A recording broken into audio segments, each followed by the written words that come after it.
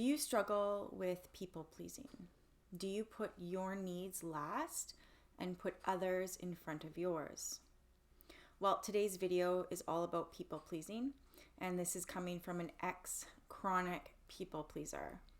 The tips that I'm going to give you today are tips that I used in my life that completely healed my coping mechanism of people pleasing. I'm not only going to describe what people pleasing is and what it looks like, I'm going to give you some really great tools that you can start to practice today. So what is people pleasing? People pleasing is when we ignore our own needs and we put the needs of others ahead of our own. We may suppress our voice, suppress our needs, and not speak those needs to others out of fear of not being accepted and wanting others' approval. So people pleasing is cultivated and developed in childhood. A situation that may have happened that can create people pleasing is if you had a parent or a caretaker that had really big emotions and they had a hard time regulating those emotions in front of you.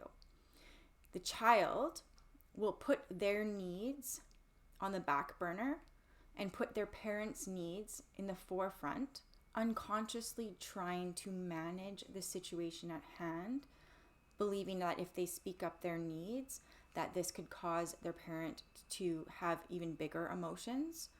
And so they avoid that by keeping quiet and suppressing their needs. If you were someone that emotionally supported your parents as a child, then you will have learned again to put your needs behind and putting your parents' needs and emotions in the forefront.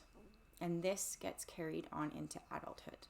Also, there are many other situations in childhood where if you were given the message that your needs or your emotions were not important or valid, and it was more important to be quiet and not speak those things, then you will have been taught to put your needs again on the back burner. And when we are taught on an unconscious level that our needs don't matter, then there is a belief there that our authenticity doesn't matter as well or is not accepted.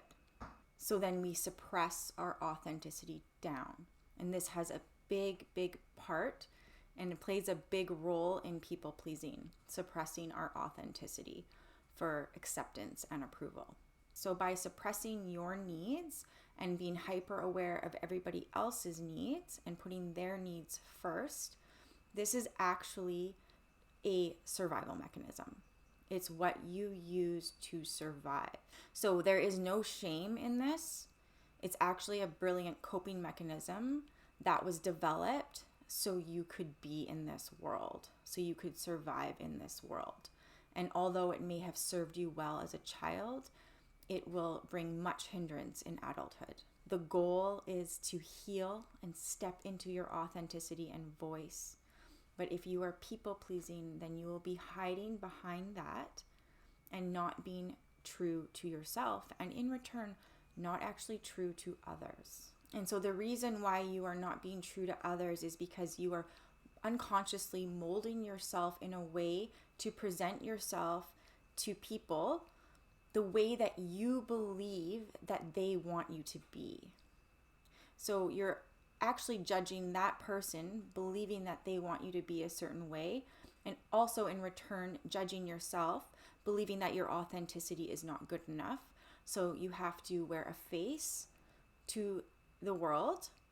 You wear this mask to stay safe. So now I'm going to give you some tips that you can use in your daily life, and if you practice these on a daily basis and are consistent with it, you can heal and break through people pleasing. So number one, you want to look at where you are seeking and needing approval from others. A good way to test this out is if you're at work and you have a boss or you have coworkers, how are you with them? Are you showing them your true face? Are you overly agreeable? If you don't work in an office, because not everybody works in an office, you can look at this with your family or your friends or even your partner. For me personally, when I started doing this work, I looked at my relationship with my boss when I worked in an office.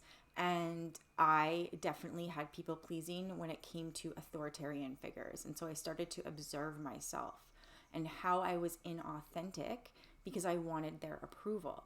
And so you want to look and see where you are being inauthentic or not speaking your voice or being overly agreeable because you're wanting someone's approval. And number 2, you want to start to change your thinking and see that your needs do matter.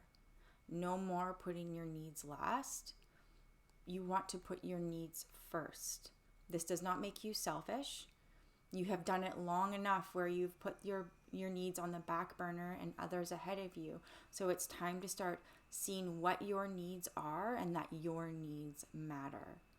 If you want to write down where your needs are not being met in your life and where you are scared to speak up your needs. And then you want to look at why are you scared to speak that?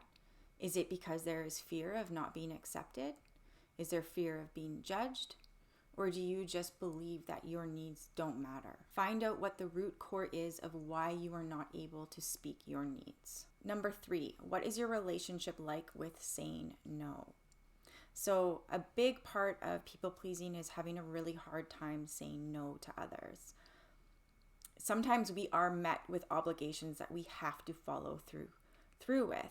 But the problem with people pleasing is that a lot of times, and most of the time, people pleasers cannot say no. So I want to tell you right now that it is okay to say no. It is okay to say yes. And it is okay to say, I have changed my mind. So what I want you to do is when somebody asks something of you, instead of just jumping in and saying yes immediately, which you are probably used to, you want to say, I will get back to you. And then you want to go home and you want to sit with yourself and you want to close your eyes. And I want you to bring in the scenario or situation that somebody is asking you to be a part of. So bring it into your awareness, bring it into your body. So our bodies are incredibly intelligent and your body will not lie to you. What does this scenario or situation make you feel like? Does it make you feel heavy? Does it make you feel light? Does it make it feel like a deep obligation? Or does it make you feel joyful? If it feels really heavy on your body, then you want to honor that and you want to find the way to say no. No, I'm sorry, I can't make it. Or no, sorry, I can't do that for you. And that's the scary part for people that struggle with people pleasing, is actually saying no.